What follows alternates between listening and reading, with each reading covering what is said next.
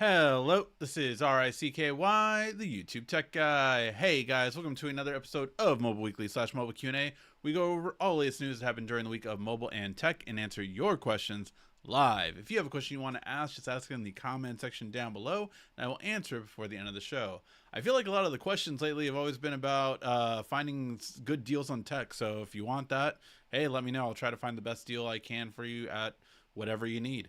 So let's go ahead and get started with some of the news, and then we will get to all of your questions, guys. Do apologize for the delay.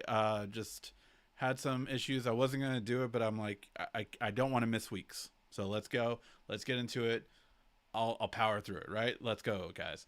All right, so the first bit of news is going to be the Galaxy S10 FE. Now, this is a model that I really enjoy, the FE series, just because the S9 FE and FE Plus are literally the tablets that my kids have.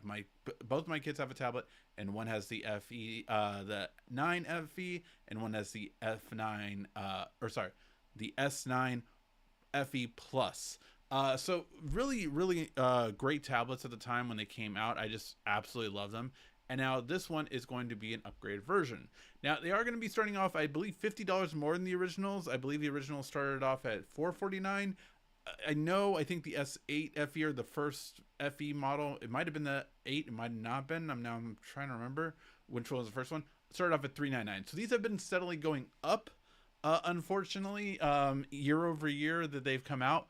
But still really good value for what you're getting. If you just want a basic tablet, you don't need the top of the line tablets. Would I like to see them cheaper? Yes. I understand Samsung has their A series. They're closer to the $200 and $300 price range, and that's those if you want to get those. But if you want to get the more mid-range, these are the true mid-range before going to the full-on S series of S10 and soon to be S11 come the summertime or wintertime. So with that being said, the S10 FE has a couple of things that they're going to have. So the entry-level models are going to come with 128 gigs of storage and 8 gigs of RAM. The upgraded models for each of them are going to come with 12 gigs of RAM and 256 gigs of storage. Now, let's go over a few things. So first off, the S10 versus S10 FE that has the higher storage does come $499 to $569. I think that's fine. $70 more for more storage and more RAM, sure. I don't like the $100 more than with the FE Plus. Then we're just like, I mean, at that price, why not? We'll just charge more. We'll charge the full 100 instead of the 70. Keep it consistent, and I mean that as in drop it down to 70, and I think that's a better price because you have to realize, I mean, at least for me, I don't see these prices as the actual prices, right? You're going to have to get a case. You're going to have to get something else in order to make everything go together. So I wish it would be cheaper.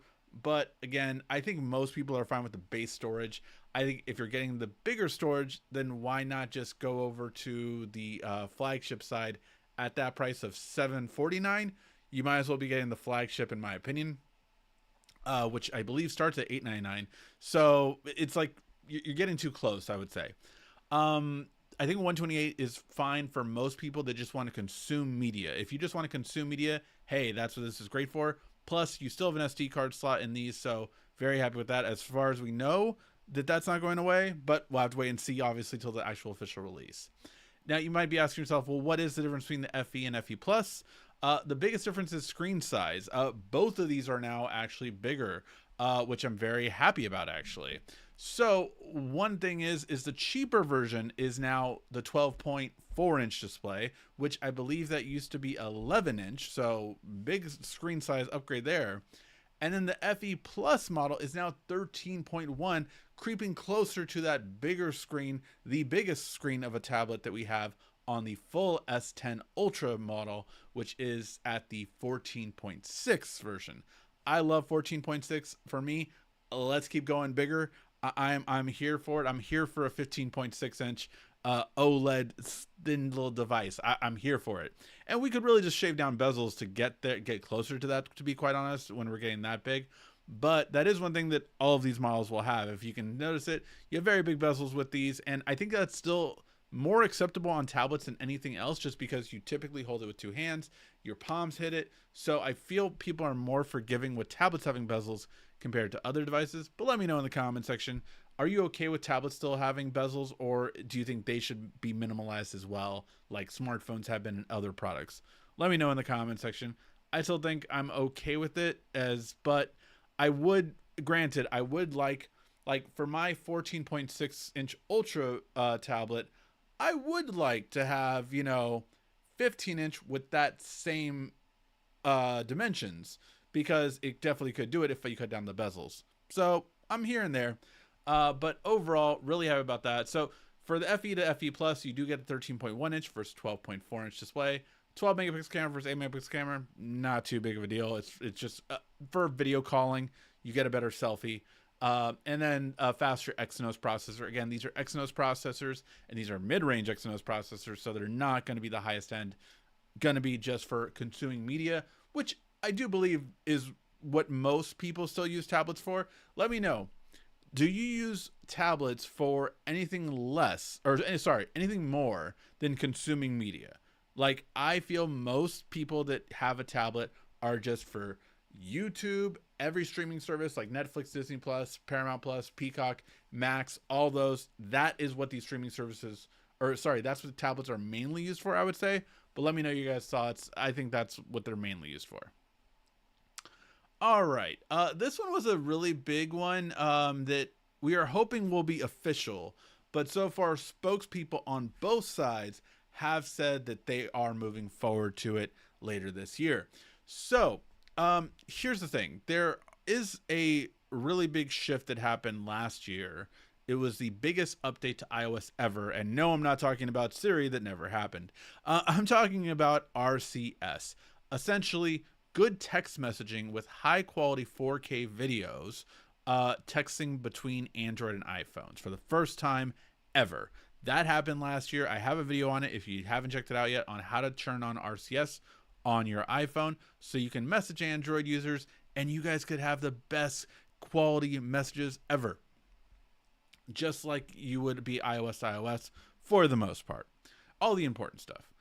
Now, here's the thing though, those have not been encrypted. And the reason for this is that Google, so there is a standard RCS format that is universal that everyone uses. And then Google has their own version of RCS that took from the main one, the top one, but then changed a little bit of the formula. And in that formula change, they added encryption messaging, end-to-end encryption messaging. But that's only for Google's. So Apple was like, well, we're going to use the overarching one, but we're not going to use your stuff because, we're Apple. We're going to either use the universal or we're going to make our own. In lie the problem. So the universal one, again, did not have end-to-end encryption. But that is where the good news comes in, because now it does. Universal Profile 3.0 essentially will have end-to-end encryption. So the overarching one is updating it to 3.0, which means that basically this one will have end-to-end encryption, and Apple says they will do it later this year. And Google is very excited to adopt the standard version of end-to-end encryption if it means that it will be messaging between different softwares with end-to-end encryption. So that is really big, because it is something that's very weary by a lot of people, that, hey, I want my text messages to not be able to be seen by my cell phone carrier, by a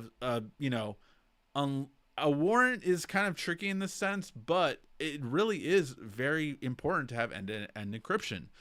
This is something that I would really say is big. So let me know what you guys think. I think this is great that we're going to get this finally between Android and iOS. This has never happened before. I want to make that clear. This has never happened before, that you can do end-to-end text message encryption on regular text messaging on these platforms. It's always been you needed to use WhatsApp, you needed to use iPhone to iPhone, Android to Android. You needed to use, anything else that basically offered you an end-to-end encryption, but it wasn't your normal text message app.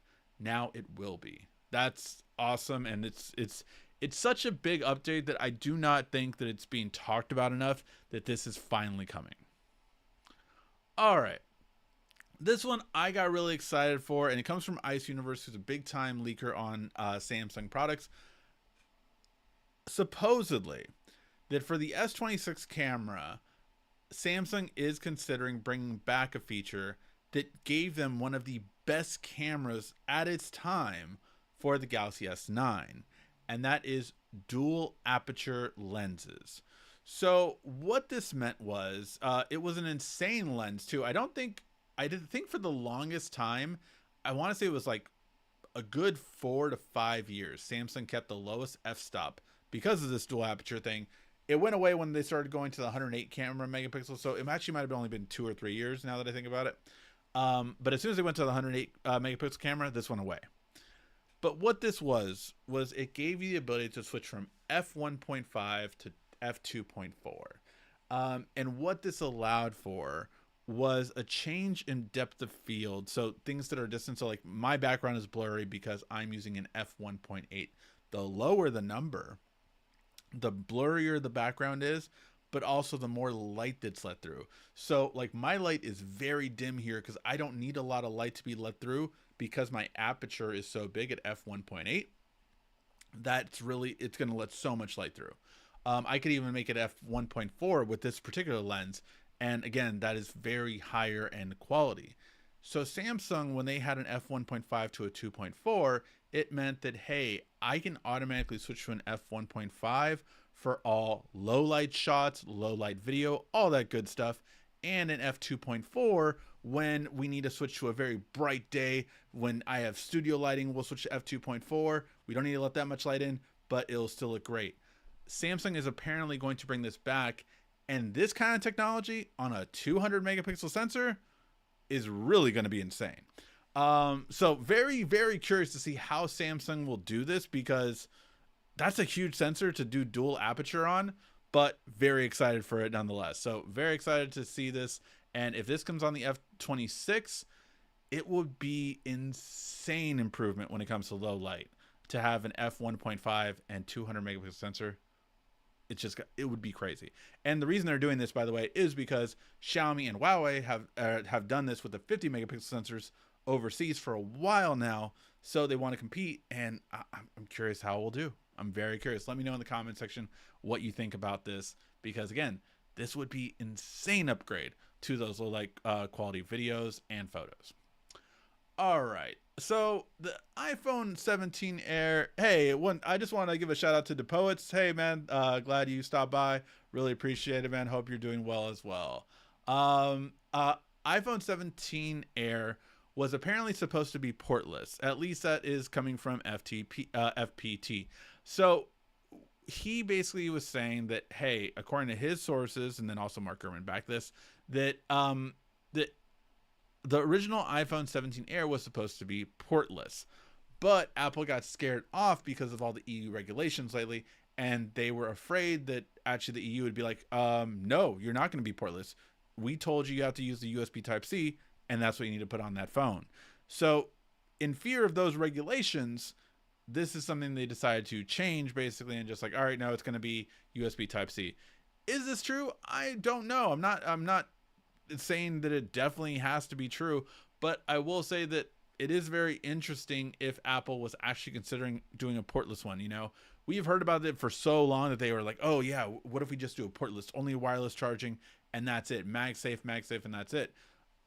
I think it would be very interesting if they actually had went through with it, just because I don't see a lot. I mean, I say that, right? I say I don't think people would be okay with it, but at the same time, I think there are limits to what Apple people are okay with.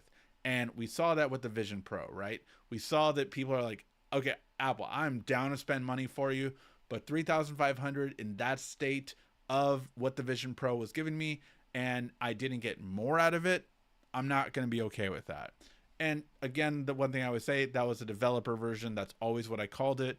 It was never meant for consumers, but Apple pitched it that way. So that's what we had to treat it as for a while. But I just don't know. I don't know how, like, would you be okay with the phone if all that it had was wireless charging? Now, mind you, there's companies out there like Xiaomi and Vivo and Oppo that are doing like insanely fast wireless charging.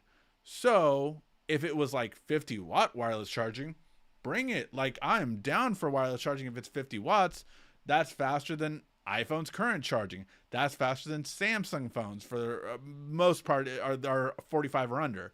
So I'm down for that. Let's do it. But will it happen? I don't think so. I think they would still stick with 15-watt wireless charging, and that's too slow if it's your only form of charging, in my opinion. All right, guys, we have gotten more and more images of the Pixel 9a, so it does appear that this one is going to be imminent. And we went over the design last week. We are already going over a couple of things that we're seeing in terms of purchase pricing, which right now the rumor is going to be at $499 is going to be the price for the budget Pixel 9a. Again, I thought it was kind of an interesting design, just like no camera hump, just flat on there. As long as it works, it works.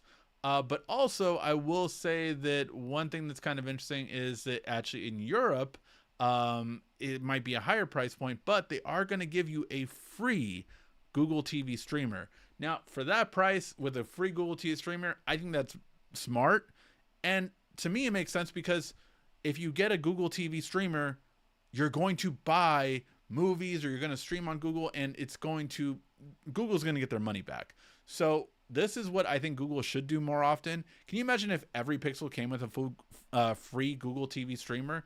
There is no downside for Google to do that. They could eat that cost and essentially just like, oh yeah, because they're going to buy from us, right? Like, I buy my movies majority of the time, especially if it's Paramount, who's not on Movies Anywhere. I buy it from Google directly if I buy a movie. I don't always do it. I only do it if I really want to support a movie or if like I want to own this. But yeah, that's me in terms of it. $499 for the budget phone. We'll see how it turns out. I really am going to do, I feel like, a comparison before the summer's time of the Galaxy A56, the Pixel 9a, the Nothing phone 3a, all of these budget-minded phones, and really see which one is the best one. Maybe even add the 16E just for fun. But I think this is becoming more and more of a year of a budget phone, and I'm here for it. I think we need mid-range phones to really shine. Let me know what you guys think.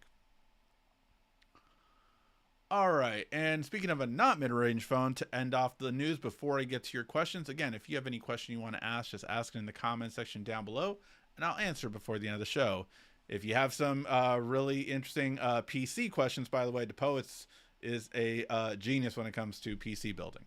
He's in the chat right now. I don't know how long he'll stay around, mind you, but hey, maybe it'll have you subscribe to him and follow him for all PC building needs. I will say, with the Galaxy S25 Edge, it is coming out. It looks like, if I had to guess, I'm guessing this is going to be coming out April, May. Maybe even April because of how much more we're getting from it, but we'll have to wait and see. So right now, we do know that there's going to be two colors at this point. It's going to be titanium silver and titanium jet black. We expected as much. We didn't expect all different kind of colors because we knew it was going to be limited, right? Now we're still not sure on the price, but it is going to be one way or another. It looks like it's going to be either $1,200 or $999, matching either the S25 Plus or coming right below the Ultra.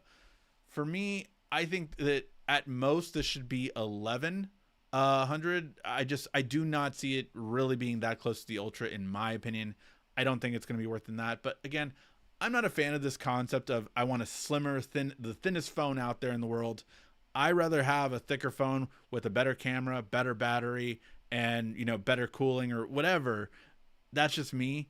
But again, I get the aesthetic pleasing part. I do understand it.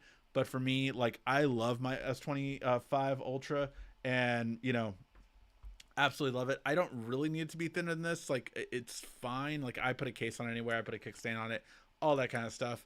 But let me know what you guys think. If you are excited for this Edge, I might check it out just to do some videos on it, but more than likely, honestly, I probably won't be keeping it. That's just, it's not something that I'm like, I need to have this phone. Mind you, I have two friends that have been lifelong Samsung fans, and they have both told me this is the phone that they have been waiting for. This is the phone that finally gets them excited about Samsung again. So there is a drive for it. There is a want for it, but it's not with me. Is it with you? Let me know in the comment section. And if you were to be considering the Galaxy S25 Edge, what price do you think it should come at? You know it's going to be thinner. It's going to have a better camera than the Plus or the regular S25. So what price do you think it should be at? All right, guys. And with that, that is the news. Let me know, what are your questions now? Let me know what questions you have in the comment section down below, and I will answer them before the end of the show.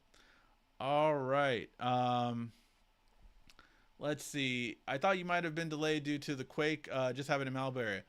No, I did not feel a quake in the Malibu area. No, I've been outside setting up some new tech. I did mention, I think, that I was doing a robot lawnmower, checking out one of that. So I got one in my yard, setting that up, and got caught up in the setup process. Had some troubleshooting. Had to call the company, told them, hey, this is the issue I'm having. Waiting to hear back, but yeah, and I'm gonna I will say that in the video too, because I am a big believer in, again, being very transparent with you guys. It's a sponsor video. I don't care. Like, I will tell you guys what my issues were, so hopefully they can fix them before it gets to you. That's always my big belief. And for you guys to be aware of it. But no, didn't hear about the quake. How big was it? It was a small one. Okay, so it was a small one, around 3 something. So yeah. I remember, like, there was one earthquake, like, I think last week or something like that too, and it was a small one, and I didn't feel it. I was standing right next to my wife, and she felt it. I was like, I don't know what you're talking about. My daughter came out and she felt it too, so I'm like, okay, fine, I guess there was one. But yeah, I guess I haven't felt these little ones. Let's see. I used to play games on mine. I used to our tablet enough, but mainly YouTube and games now. Yeah, most people, I think, are, tablets, I feel like, have become more YouTube and gaming now, for sure.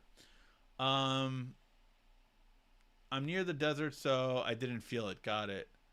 Again, Depo, it's nice to see. Low light improvement is always welcomed. I agree. I'm all for better low light, as always. I just got the S25. No one can answer my question, but the notification icon on the top of the phone are basic.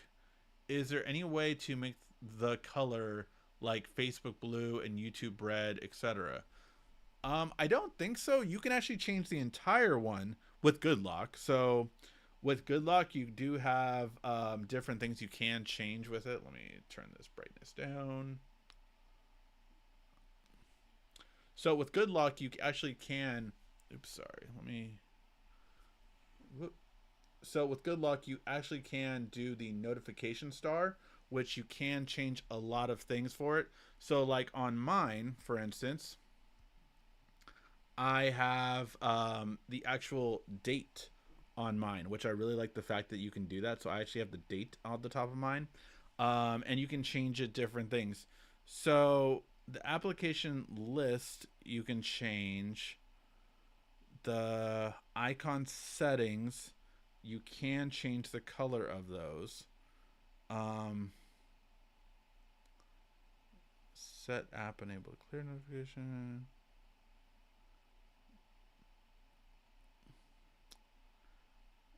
Use filtered list, so add a filter. Yeah, I would really have to play around with it. I do not think you can built in. Now, are there third-party applications that can completely change your notifications? Sure. But as far as that goes, that's the main thing I would say. The downside to only wireless charging is you may be out of luck if you are out of town and suddenly have low battery. Absolutely. And that's why I just couldn't see it being, as much as the MagSafe battery packs have gotten popular, I do not see that being the only way you need to charge.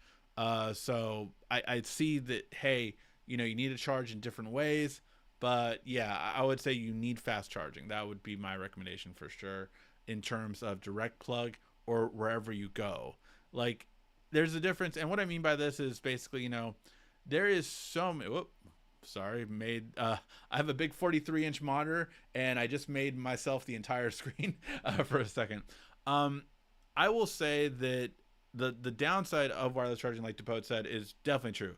The fact that you can only charge it, wirelessly means if you're traveling and you don't have access to a USB-C or Lightning connection, which is a lot more prevalent, right? The example you could always say is like at a liquor store, 7-Eleven or something like that, right? You can get a cheapo battery pack or wall charger with Type-C or Lightning at any of them. How many of them have MagSafe chargers or wireless chargers? Nowhere near as many. So that's something you're going to have to go to a specialty store more for, like a Best Buy or a Target. Like the amount of places that will have a wireless charger is far less compared to a wired charger. So definitely a good point. $500. What is the best app you like to use, or Android user, to back up their photos? One individual app.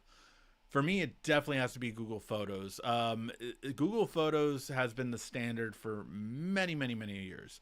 There's multiple reasons too. One, up until I want to say it was like 2019, I want to say maybe, or 2018, it was free. Unlimited storage of all your backup photos and videos, up to a 16 megapixel quality and up to a 1080p video quality, all backed up, unlimited. So it was really good for a long time. I mean, yeah, you used it. Can someone check when did the unlimited photos backup run out? I remember I talked about it constantly because I was like, I can't believe it's going away. But yeah, so that was something that was phenomenal. However, since then, Google Photos, it's still the best because it's literally where Apple and Samsung and everyone else get their ideas from. And what do I mean by that? It was the originator of being able to search for people via their face. So I can see any photos. If I just want to see photos of me, or a couple weeks ago, I was trying to find photos of my friend, I was able to just search his name, that I tagged his name under his photo, and I could just see every photo I ever have taken of him. Very simple and easy. I know it's everywhere else now. It originated there. Also, location, where you took it. If I wanted to see, where was the photo I took in Rome? I could search Rome on Google Photos and it'll bring up every single photo I have ever taken in Rome, which is not that many, but all of them will come up. And you can do that for any city in the world, any state. And, it's really good at that. It also is very good at searching for objects or pets. So when my dog passed away, I was able to search dog, and every dog photo I've ever taken came up. So these kind of things are really great for Google, and it's just the organization and just everything. Filtering it is so good. Plus, you can also do something that I believe most of them can now do as well, but it originated there. I can find every picture of my wife and then with my daughter, and I can have just every picture that has both of them together come up. So that is really cool. The fact that you can filter out that much is just amazing, and you can do that with text, documents, resumes. Like it can really get down to it. So that is by far the best one that I would ever recommend for sure. If you was in a bar, name 4 wrestlers you would want on your side. I've seen that a lot. And so the first thing I would have to ask is, like, currently, right? Because back in the day, you get the Undertaker, you get, all the old school wrestlers that'll really kind of like, I get Ken Shamrock, like a lot of the ones who I knew could fight kind of things like I would get those ones, right? Today, Braun Breaker. Let's see. Wrestlers who could fight. Braun Breaker for sure. I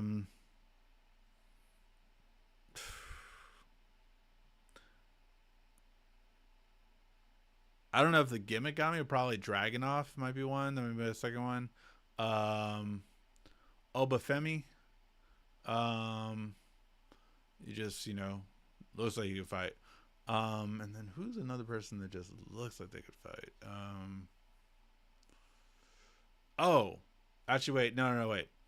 I'll take Braun Breaker, Obafemi, Sheamus, and Drew McIntyre. I think I'm good with that. I'm getting out of that. I don't even need to do anything. They got it. But yeah. All right, let's see. So I tried the Wi-Fi with only my iPad at school. Oh, and it worked. That means my home Wi-Fi is too new and it to work with my old iPad. Yes, essentially. Now, what you can try to do is change your router at home so that you can have a guest Wi-Fi that is only a 2.4 frequency. Find out how to do that, obviously, but that would essentially solve your issue, most likely, so you can use it at home. So again, set up your router to have a guest part, and then do that. But yeah.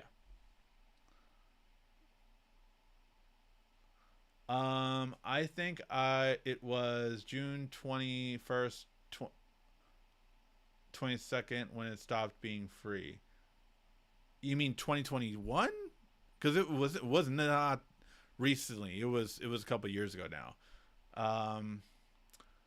Let's see. What's your go-to VPN software? I don't have one that like I swear by. I can just tell you which one's on my phone. And I don't even know which one I have on my computer. I have like a Chrome extension one, but which one's on my phone? It's Proton VPN. Probably the number one I would recommend.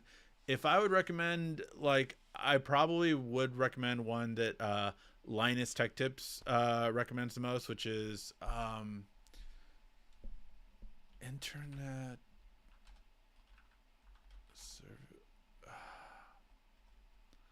trying to remember VPN Internet.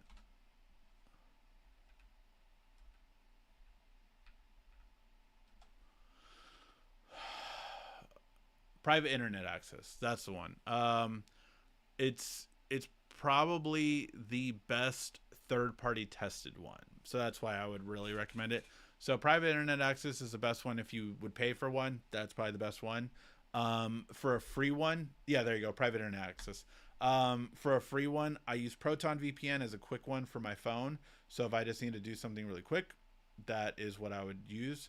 Other than that, though, I would private internet access is probably the one I would recommend the most. I know Nord is very popular, but I would just choose private over that one. But that's my own personal opinion. You should write Will. Krillin can't fight. I don't know anything about wrestling, but it's the current wrestling, so I'll pick Krillin from Dragon Ball Z.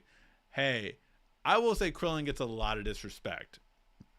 Like, if we're talking, like, one thing that it's always funny when unless you're talking about DC Superman, there is very few superhero worlds that could hang with Krillin.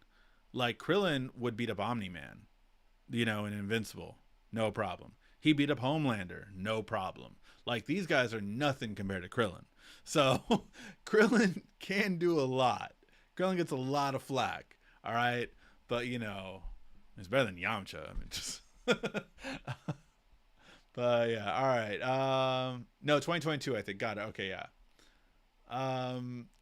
Some people are saying there is charging for the S Pen and the S25 using Samsung release of Bluetooth pairing for thoughts. There's been nothing that has come out about that except for the speculations early on when it got released. We're 2 months after that now. I don't think so. I think that there would have been some talk about it by now, if that would have happened. So yeah. You don't know. Let's see. I have Samsung Flip 5. The black borders on the phone around the screen have been peeling off. Can Samsung fix it? The phone is working perfectly fine. Yes. The answer is yes, they can fix it. Will it cost? Yes. Unless you bought it within the year. If you bought it when it came out, then yeah, they're not going to cover it under their warranty. But if you bought it within the year, yes, it should be covered under their manufacturer warranty. Um, Also, you can probably take it to what's it called, the Shurion. They typically can handle Samsung warranty stuff in their store, especially with the flip and fold stuff. You might have to ship it off. I'm not saying they'll handle it in store. I'm just saying they'll take care of it. But yeah, they do stuff for both Pixel warranty and Samsung warranty. How would a guest Wi-Fi work? That doesn't make sense. You would have to look it up, unfortunately, Ben. The thing is, how it works is basically you can set up a guest Wi-Fi network that is different from your regular Wi-Fi network. It has its own passwords, as well as you can set it up for a standard frequency instead of all of your frequencies. The problem is that it's not working with your current frequency, and there's 6 gigahertz, 5.8, 2.4.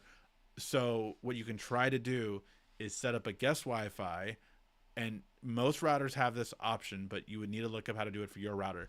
Just literally look up whatever your router is, if it's Eero, Netgear, whatever model yours is, like TP-Link, D50, whatever it is, X50, whatever it would be, guest Wi-Fi. And I guarantee you someone probably has done either a document on it or a video on it showing you how to do it.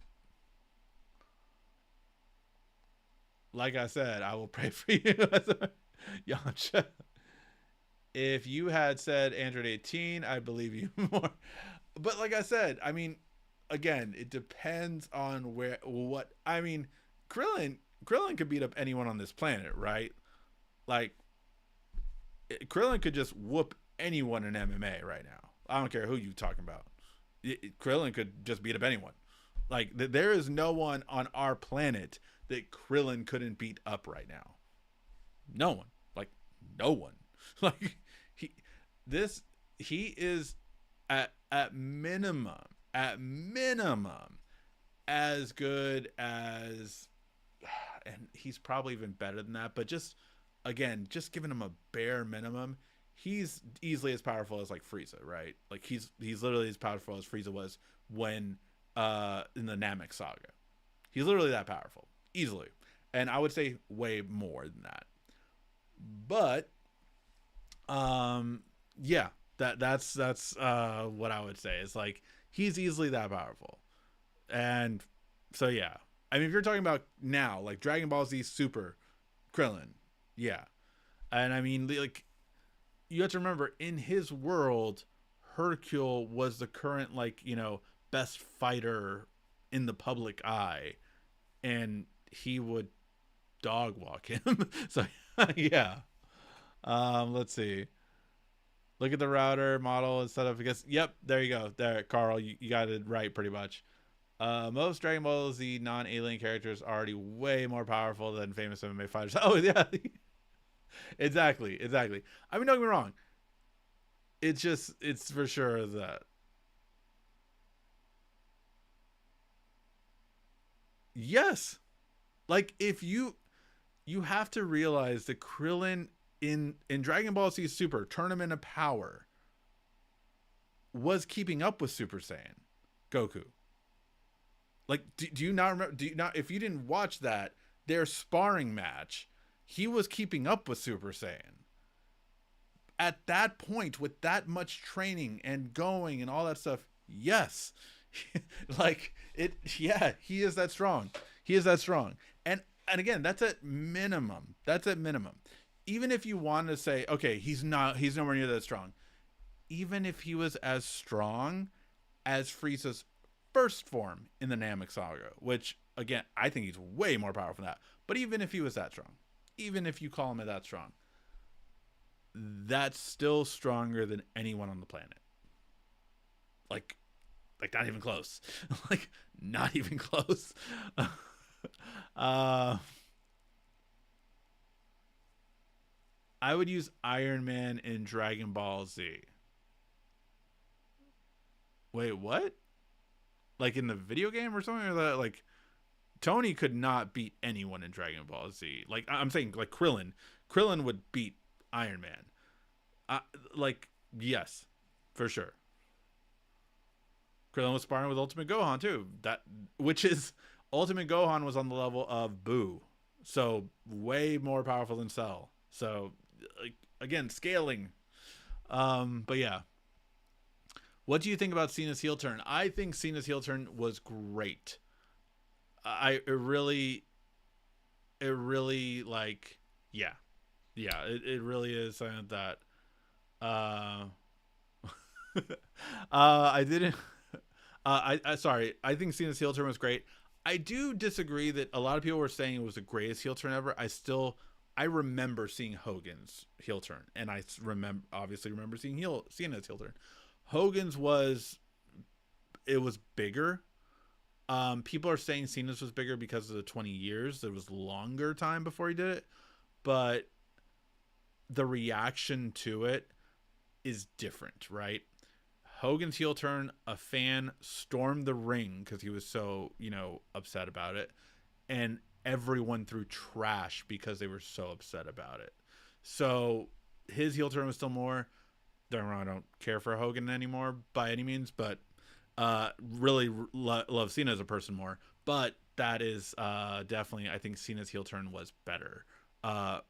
In today is really kind of like, oh my God, what's going to happen next? But the difference is Hogan started a boom period, right? The NWO started a boom period that created the greatest boom period ever for wrestling.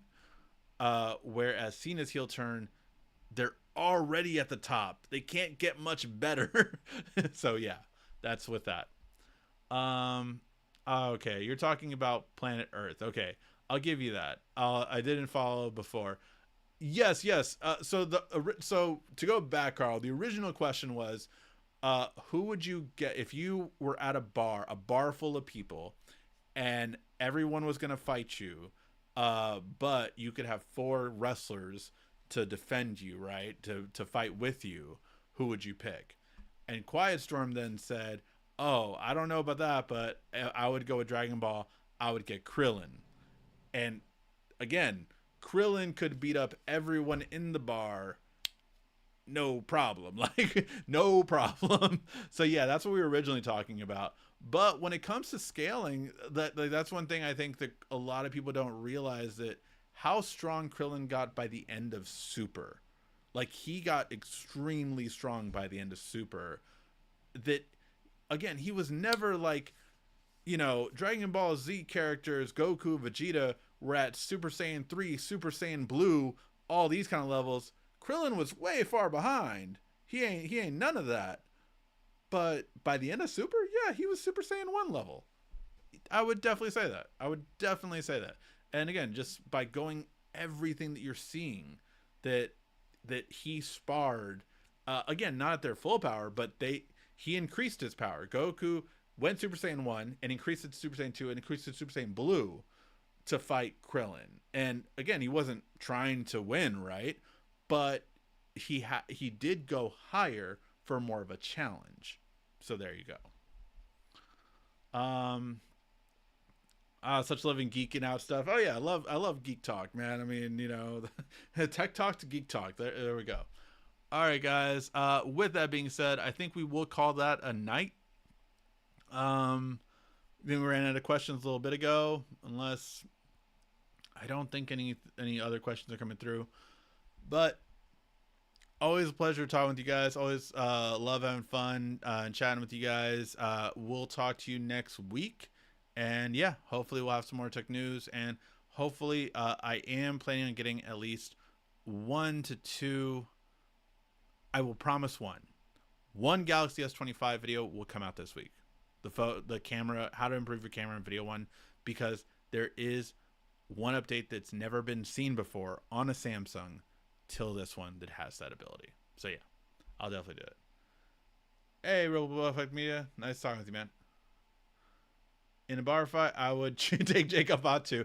Oh my God, Jacob Fatu, Braun Strowman, Breaker, and Jade Cargill. I don't know if I would choose.